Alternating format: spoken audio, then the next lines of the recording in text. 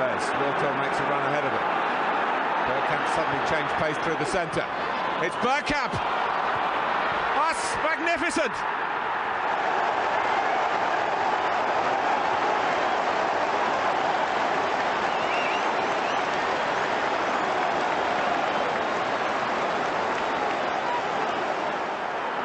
The move, and then this, which left Dabby's ass totally stranded.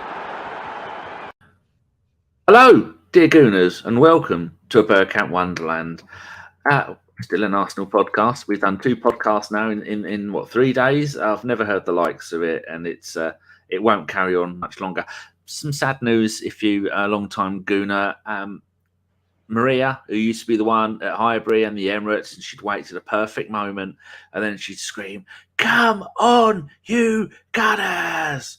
And every time, then people would love it. And then I heard of her best part of 20 years before I realised who it was. And she was a tiny little woman, and she was used to be an English teacher or something. I'm looking at the wrong one. Used to be an English teacher, and she's a friend of Sophie, and Sophie regularly talks about her. And I think if you want to see maybe a little show about her, I'm sure Sophie might be doing something soon over on the Highbury squad, because they were good friends. And I think, it's very sad indeed when someone, a famous Arsenal fan, passes away like that. Had you heard of her, Chris? I have not, but then again, I've never been to the Emirates, so that's that would be why. I wasn't sure if you'd ever been. Because if you'd been, then you definitely would have heard of her. I'm sure. Or heard her and heard of her. Yeah, that's good. Right, on with the main part of the show. We have got Chris, who is now a superstar. It's cost us 25 grand to get him on here. His rider was a yearly subscription to Chris's OnlyFans. That nearly broke us. So there's just Chris in various outrageously coloured trousers. And Chris has been on many times before. A few, does some of the preview shows, post game shows.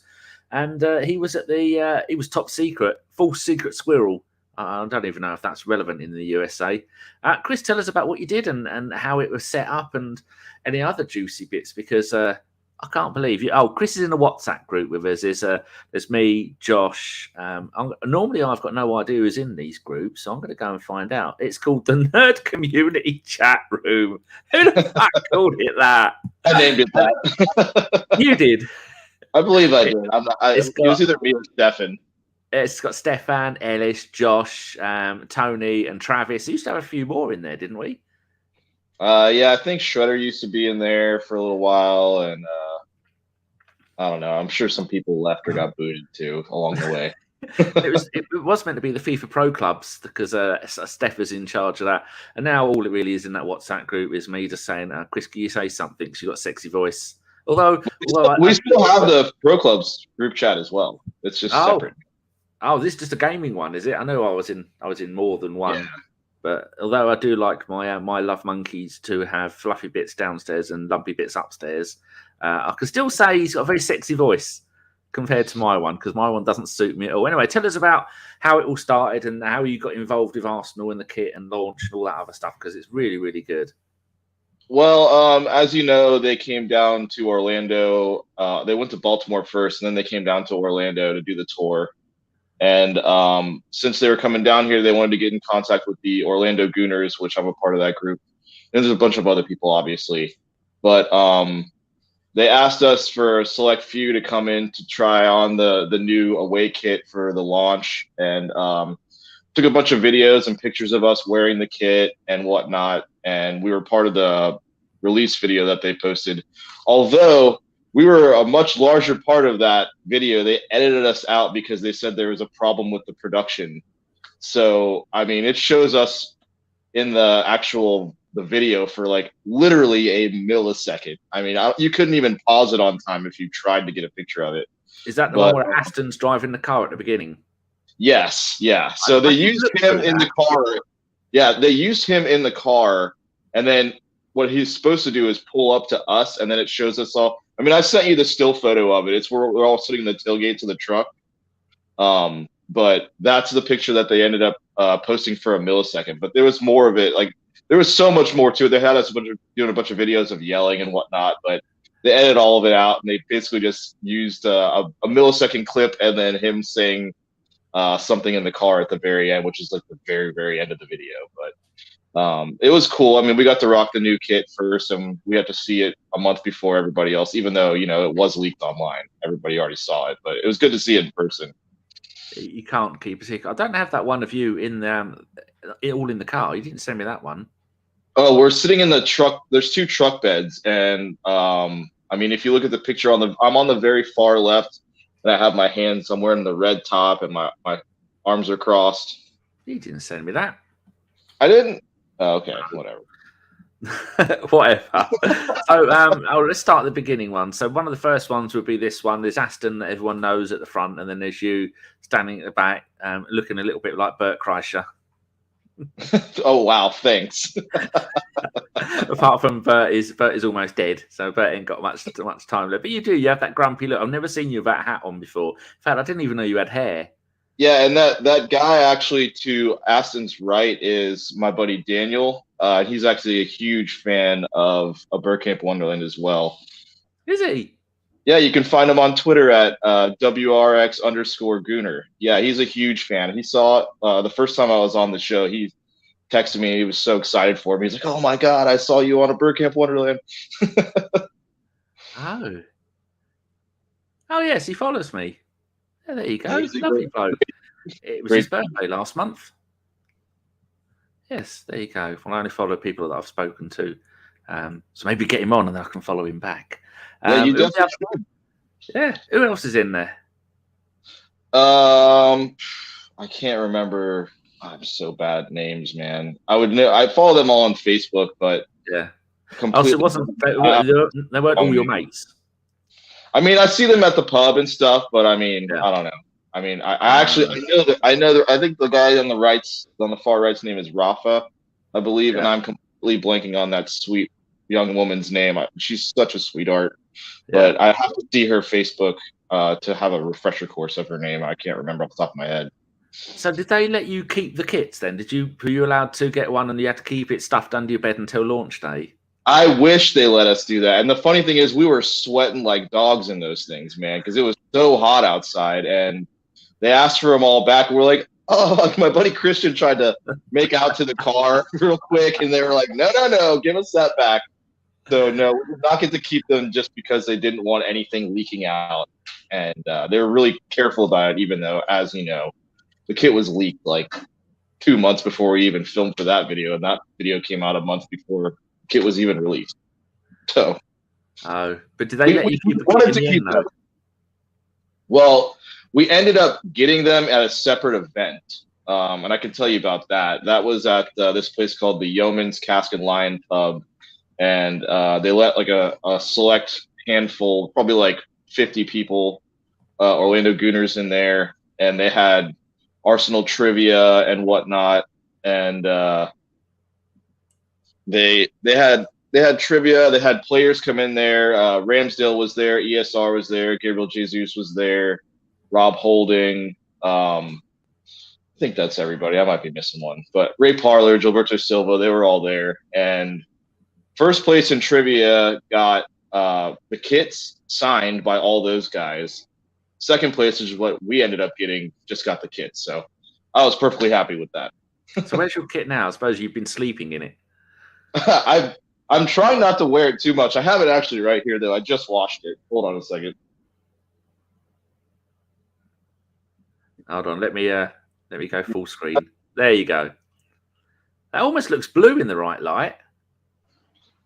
Yeah, it's black and gray with gold. I really like the gray stripes on the shoulder. I mean, it's my favorite kit that we've come out with so far. I mean, I think this is Adidas's best work, if you will. I mean, the bruised banana that you're wearing now, is that a replica?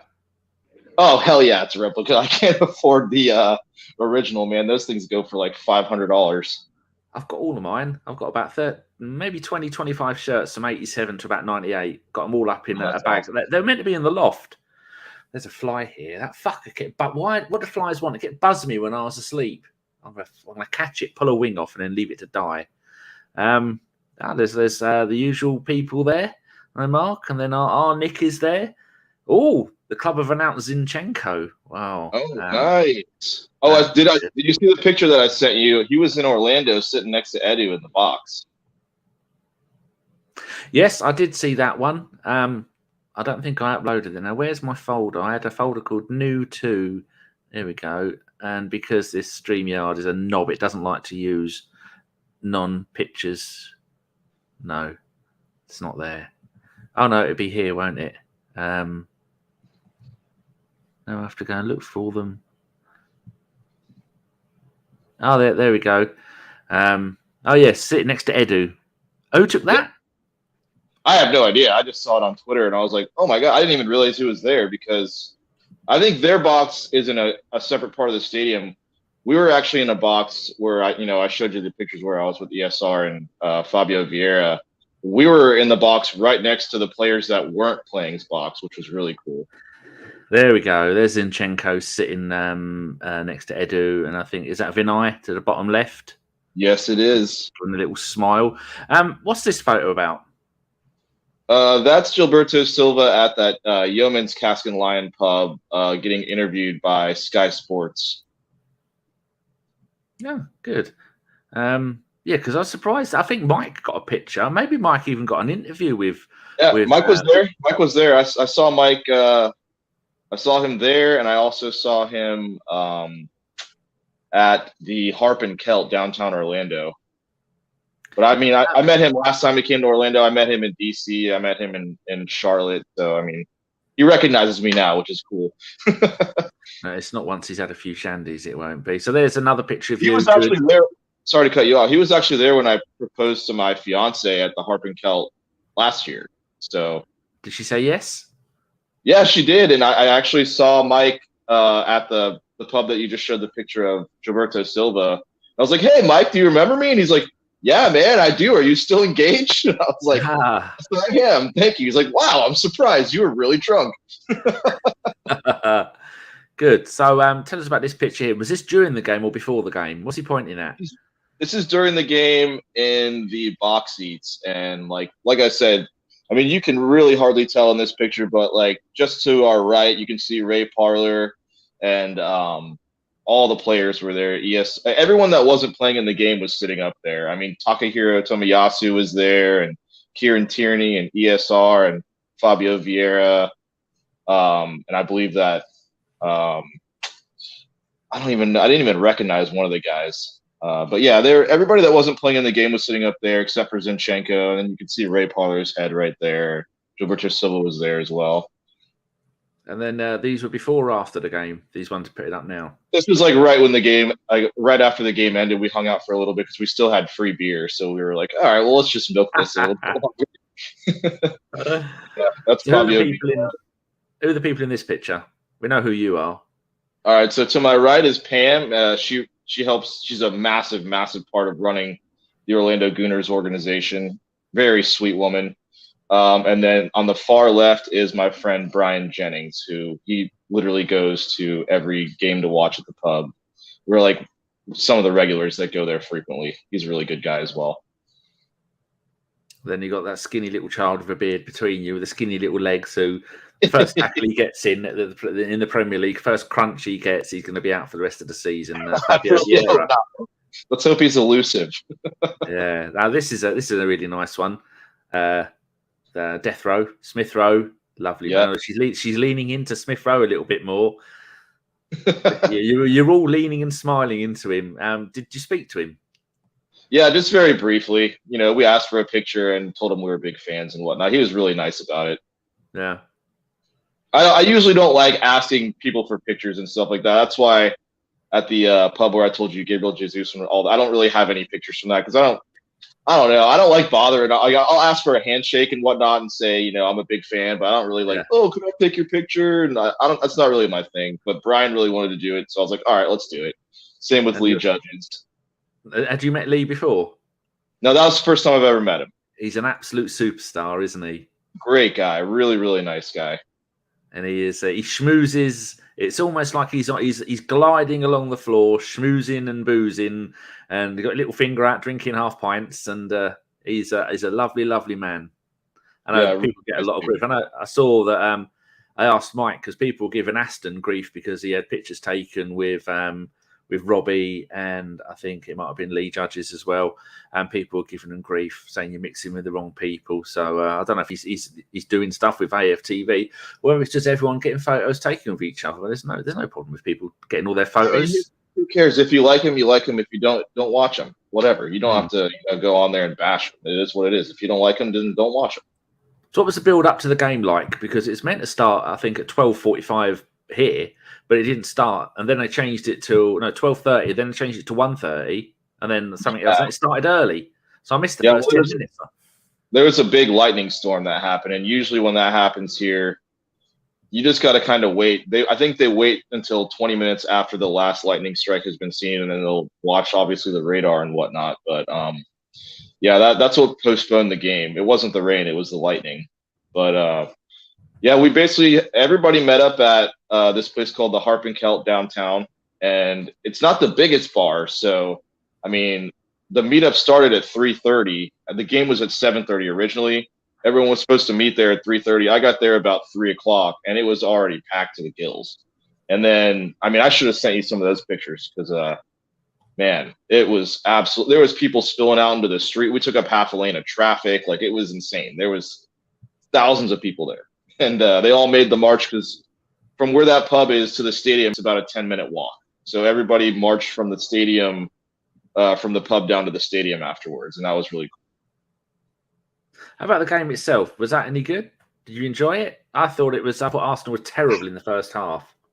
I thought they were as well, but I'm also an Orlando City fan, so it was really funny. I was rooting for both teams. You know what I mean? Like, I saw at one point our striker Benji Michel's running through on goal, and I couldn't help it. I'm like, "Go on, Benji!" And all the Arsenal guys in the box were looking over at me, and I'm like, "I'm sorry, man." But Ramsdale made a great save on that play, and I was like, "Yeah, Aaron, hell yeah!" It was just the most conflicted I've ever felt watching a sports game in my life. I'd forgotten that Alexander Pato played for you because if people don't remember that when he was a kid, he was such a talent at a young age that he signed for AC Milan before the season started. But in Italy, I don't think you can play in Serie A until you're 17. And so it was a massive build-up until he could play his first game. And then I think he made his debut, might have scored on his debut. I think he scored 7 goals in 15 games. And the next 2 or 3 seasons, he was brilliant for Milan.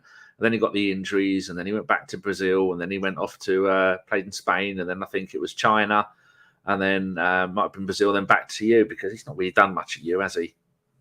I mean, I can still see the quality. I mean, I definitely rate him as one of our best players. He doesn't play that often, and I know when we first got him in the initial season, he got injured, so he was out for almost the entire year. But yeah, he's actually a really good player. I like him a lot. I mean, it's MLS, so you got to get who you can get. I mean, I don't know. If we didn't have a team, I wouldn't even watch it, to be honest with you. It's really that bad of quality, in my opinion. But it's like I'm watching Arsenal in the morning. Watching Arsenal in the morning and then watching Orlando City in the afternoon, I'm just like, oh my god. Yeah. So were you excited when you found out they were coming to play? Because weren't we meant to be there last year as well? Yeah. Well, COVID put the kibosh on that, but yeah, I was over the moon, man. I was absolutely. It didn't even seem real. I mean, last time they came to America was Charlotte and DC, and I made it a point to go to that. So the fact they were coming to my backyard was just incredible. Yeah, about Minnesota beat Everton 4-0. Minnesota was shit. I saw that. I actually watched the Frank Lampard interview afterwards, and it looked like he was going to cry. It was so funny. Good. I hate him. He's a fat fraud. Nick from our pod asks, how much are the shirts over there? Because it's 70 quid over here. I mean, I don't know. It's probably 70 quid translated to US dollars. I didn't have to buy mine, so I really don't know. Off the top of my head. In general, how much it's probably they're probably like $120, something like that. That's crazy. Yeah. What else happened? So you met Mike in the pub, and then Mike was I think he interviewed Ray Parlour, which took about 5 seconds before Ray Parlour managed to get away. And then Mike was doing, I think he's done a few podcasts there. We did one last night. Were you at any of the actual live podcasts that he was doing? I I was so hungover after the game on Wednesday. I talked to him about how they were doing the pod the next day, and I woke up yesterday morning and I was like, "There's no chance I'm going back out to the bar. There's no way in hell. I need a day of rest before Saturday." Yeah. I'm just looking at Mike's videos here. He got Kaya Kanak singing, and then he got a 1 minute 17 interview with Ray Parler, and he's talking about that he saw the Granitosaurus winkle. I'm not sure about how that works. And he had can't draw Arsenal. That bloke. He was a few of the things, which is nice to see. Lovely bloke. Yeah, I saw him there as well. I didn't even know it was him at first, and then I saw somebody posted on Twitter, and I was like, "Oh, I saw that guy at the Yeoman's Cask and Lion." No shit. Wow. Paul Nell, who is over there, says 100 for replica, 150 for authentic in the States. Wow. That's before tax. Yeah, that's a weird thing you have in your country. You something is a price, and then they go plus tax. Yeah. Well, everything here is just a flat charge. The VAT, which is 20%, is included in the list price for everything. It's very strange. Phil says he can get them 15 quid from China. Good stuff. There you go. That's what this is from. Nick and Phil are both in Norwich, and they're trying to fat shame each other. So that's going to end up in some kind of sumo wrestling expedition. What other stuff went on then that is interesting about the game and the build up and the stuff that you did after, and anything else you can tell us? I mean, not really. I know tomorrow is going to be very interesting because there's going to be a lot of tailgating, and this is going to be at the bigger stadium. The Chelsea game we're playing at the Citrus Bowl, which is actually like a multi-purpose NFL type stadium, but it's technically called Camping World Stadium now, but I refuse to call it that. It's the Citrus Bowl. But it seats about 69,000 people, and there's a lot of fields around it, so there's going to be tailgating galore, and that's going to be wild. I can't wait for that. Oh, absolutely. Are you doing the tail? That's when, for people who've got those flatbed, over here we call them a van with a flatbed. We don't really sell many of them. We used to have one called a Ford P100, which is a Ford Sierra, and they chopped it down. And then you just drop the tailgate bit, and then you sit on there and barbecue stuff. But you can't do that in this country because you'd have to have a bloody umbrella. Yeah, well, that's exactly what's going to be happening. But there's going to be grills. I already got asked to cook for the Orlando Gooners crew. They're like, "Do you mind switching off on the grill?" And I was like, "All right, fine, I'll help out." So yeah, we're going to be grilling and boozing. It's going to be great. Yes. How do you feel as someone who, as a Gooner and an MLS fan, about Arsenal coming over there and playing 2 games against Premier League sides? For me, that winds me up. I'd much rather see Arsenal play MLS sides. I want to see them play the mighty Portland Timbers, but I doubt very much they're going to go to the top left side because it's not a massive fan base there, is there? Would you rather see them playing MLS sides? I mean, I liked watching them play my MLS side, but if you asked me if I wanted to go watch Arsenal play the Portland Timbers or Chelsea, I would definitely say Chelsea. Well, maybe that's why they're doing it. You know what I mean? So I don't mind it, but even when I saw them in Charlotte and DC, they played Real Madrid, and I'm blanking on the other team. I think it was some Italian team, but I mean that was still cool. But I don't know. I'm looking forward to the Chelsea game. Let's put it that way. Paul Nell says, shocked there were not more fans at the Baltimore game. It was packed 10 to 15 years ago when I saw Chelsea play AC Milan with Ronaldinho and Lampard. Yeah, so how do the people, the locals, who aren't MLS fans, who aren't football fans, how do they feel about all of this? Is it getting much news coverage? Is there are you finding that friends of yours are going, I've never seen this soccer thing. I'm interested. Can I go? And is it working over there? Are they attracting new fans? I'm sure there's some. I mean, there's a lot of people, for me personally, that ask if I'm going. They're not saying, "Oh, I want to go check it out." They're just like, "Oh, I know you're a fan of soccer. Are you going to go to the games?" And I'm like, "Of course, I got it months ago. I got tickets months ago." But yeah, I mean, I don't really know too many people in my circle that are not soccer fans that are, chomping at the bit to go check it out. But I mean, I had trouble getting tickets bought. I had 5 extra tickets for the last game, and I sold them all finally, but it took a while, and most of them were to other Orlando Gooners. So I don't know. I mean, I still think it's going to be full. I don't know if it's going to be packed because it's almost a 70,000 seat stadium, but I think there's going to be a lot of people there. So what do you reckon they'll have to do in just the wider circle of football people in America, how to get them into football? Because I think if you went over there and you asked your average American on the street to name some soccer players, they'd maybe name Beckham, maybe name Pele, things like that. Do you think things like this, are Arsenal coming over and Everton and Chelsea and other teams, do you think this is actually going to change things for the people? Are people going to be curious and go, oh, well, I might start watching it? I think it helps a little bit, really, but I think what would really change things would be for the MLS to grow into a more legitimate organization. I mean, they need to have, more money pumped into that league where, they can actually pay elite players now instead of just going and getting these washed up guys that are trying to get a paycheck at the end of their career. It's just, I think Kaká, when we first got him 7 or 8 years ago, was the record MLS signing, and it was like 8 million, which is for Arsenal like fucking laughable. You know what I mean? You'd be lucky to get someone really good for 8 million that has even been heard of. You know what I mean? So it just the money level is so low. It's got a lot of growing to do. I know it's a young league and whatnot, but man, it's not even close to being like anywhere near the world stage of elite talent. And I think once that happens, or if that happens, I think it will help out tremendously.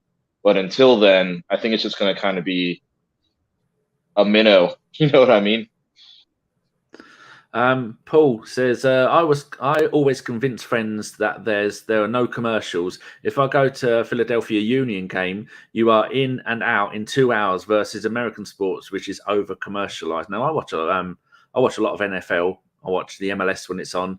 I watch some NASCAR stuff when it's on, when I can be bothered.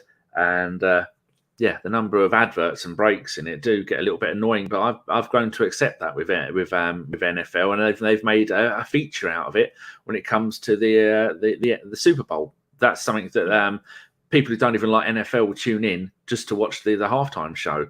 So what do you think that else they need to do with MLS? Because the whole point of USA '94 World Cup was to get the Americans into liking NFL, into liking football. And then it started the next season, and then my team that I supported then was Miami Fusion. And then they had Carlos Valderrama playing for them, and they had, I think, Ian Bishop, who used to play for West Ham, might have played for them. But I'm surprised. If you'd have asked me back then, if you'd have asked me in 1995, would I think that in 30 years' time, which is 95, 05, 15, hold on, 95 plus 30, what's that? That's going to be 2020. That's going to be a couple of years from now. If you'd have asked me in 25, 30 years' time, where do I think MLS would be? I'd have said huge. I mean, your attendances we've seen from teams like Atlanta, and they're getting 70,000 a game, and then massive crowds at LA, and then all these other things like that. So what else do you think they need to do? And do you think they actually are going to do it? Because like you were saying about the signings, LA, what are they called? LA City? Not Galaxy, the other one. LAFC. LAFC, I was close. They've just got Tierney and got Gareth Bale. Now, Gareth Bale is a magnificent signing for those, but he's only signed an 18-month contract, which means he leaves halfway through next season, which is a little bit odd. Yeah, I don't know. What do you think it's gonna? Do you think it's gonna manage to do it? I mean, I think it's possible. It's definitely taken a long ass time. I'll tell you that. And I mean, there's still a bunch of really stupid things they have in place, like the discovery rights rule, which I don't know if you've heard of that, but man, it is so stupid. No, I haven't. You can have discovery rights for Gareth Bale. Like nobody else has ever fucking heard of Gareth Bale. Like, come on, man. Like, there's how does that work? I guess a team puts them on their list, like, oh, we're interested in Wayne Rooney, and then if another team comes over and swoops in and wants to take Wayne Rooney from them, they'll be like, oh, well, Atlanta had discovery rights for Wayne Rooney, so if DC United wants to buy him, they have to pay Atlanta X amount of dollars, and then they can buy Wayne Rooney. It's so dumb. I can't even. The point in that is it just to make I have no extra idea. money? I guess. I mean, they got to get rid of that.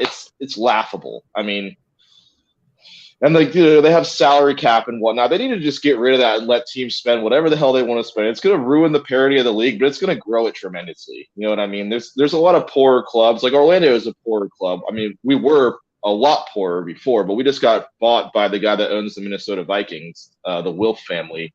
So we have a little bit more money now, but I mean, I think they just need to blow up all that crap and just let guys spend whatever the hell they want to spend, because it's just going to help the league.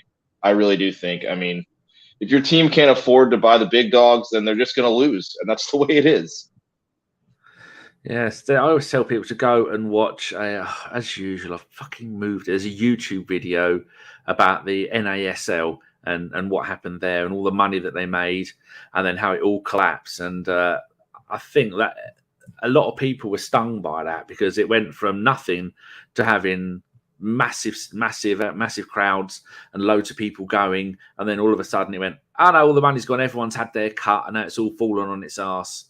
And now, yeah, I mean, I don't think we should never have a salary cap. I mean, I like the idea of it. I just think ours is very, very low right now, and they have what's called designated player positions. Each team can only have 3 designated players, and I mean, that's also, I feel like that's just putting a ceiling on things. You know what I mean?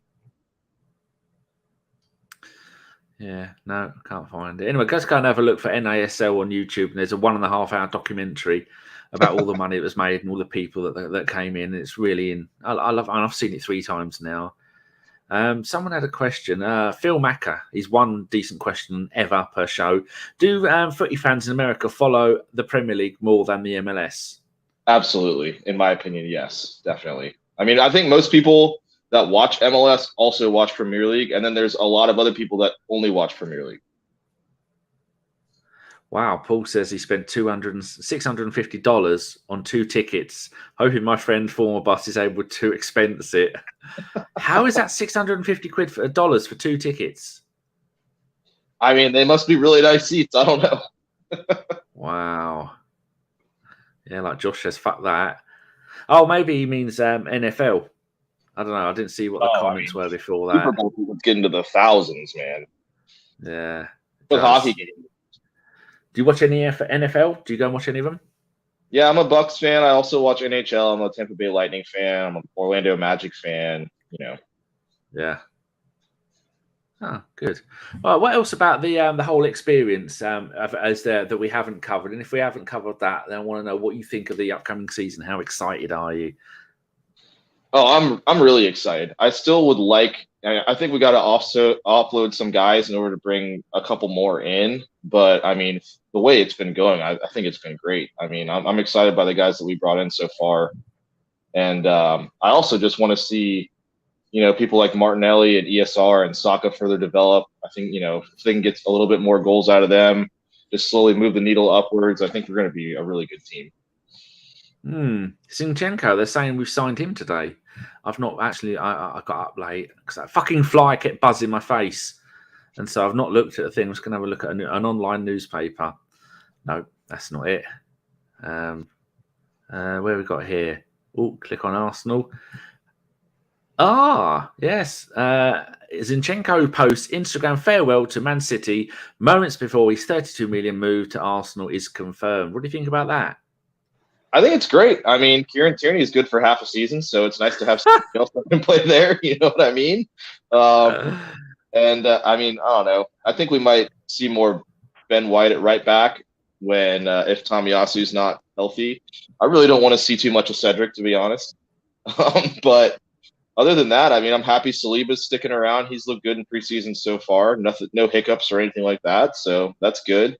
Yeah.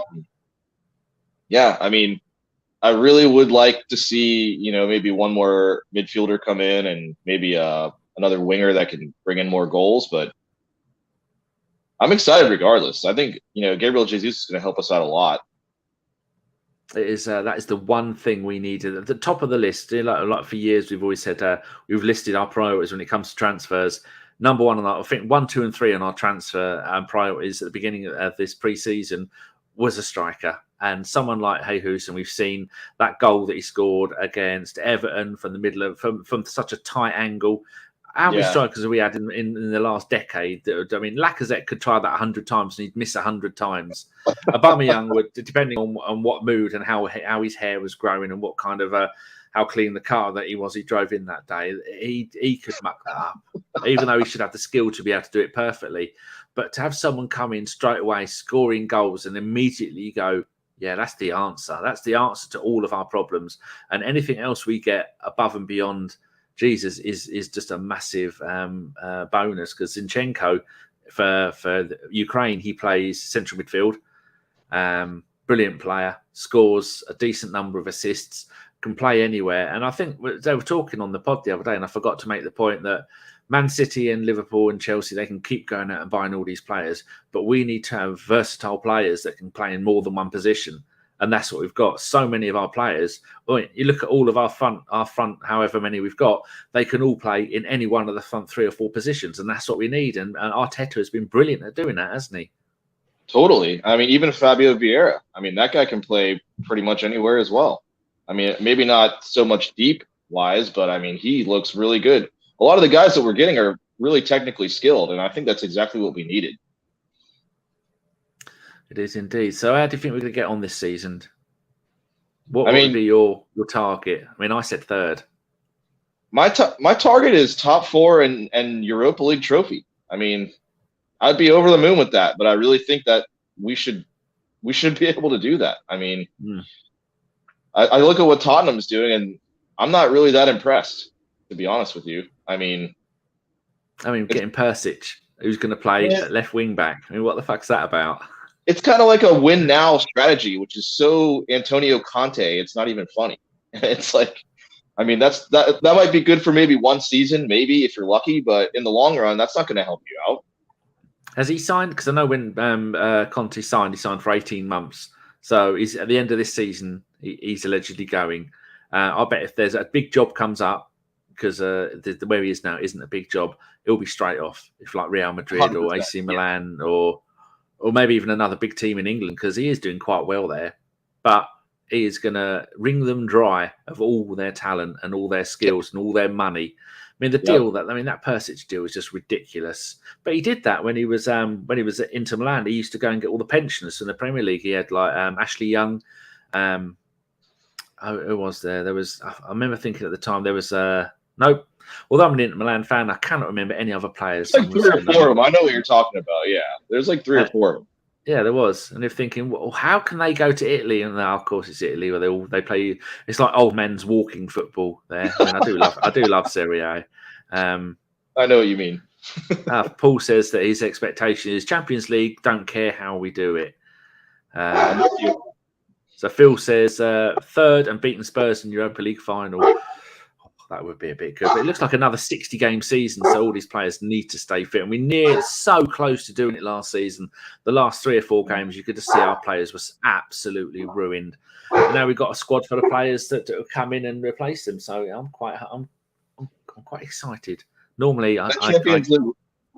Sorry.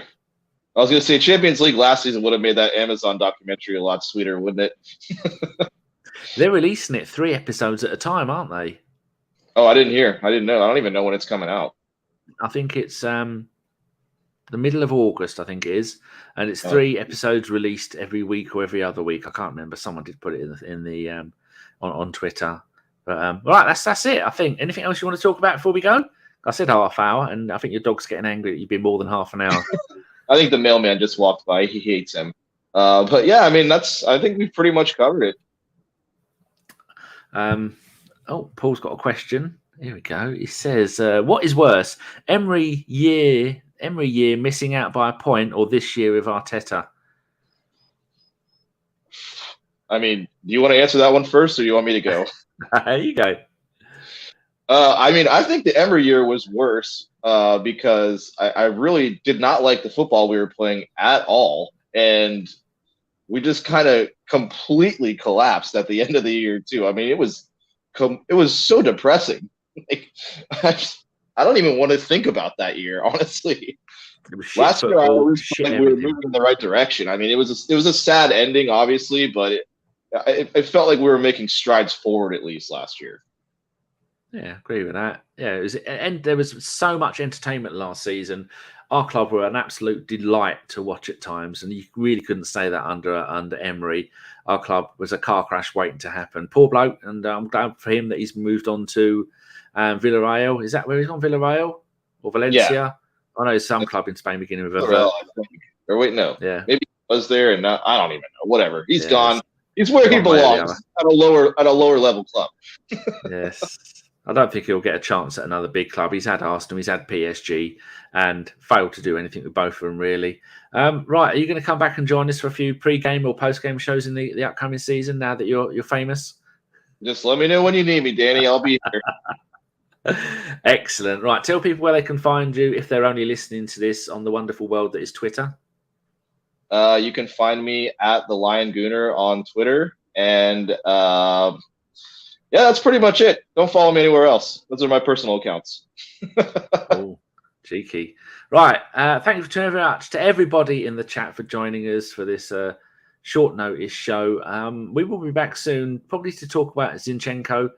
We've still got a video that I edited and uploaded with everyone's predictions for last season. I think there's 8 of us did predictions, and none of us got it right. So we need to get those 8 people on 4 at a time and then laugh at each other with our ridiculous. I think someone said Pepe would be top goal scorer for Arsenal. That's the level of ridiculous. I know.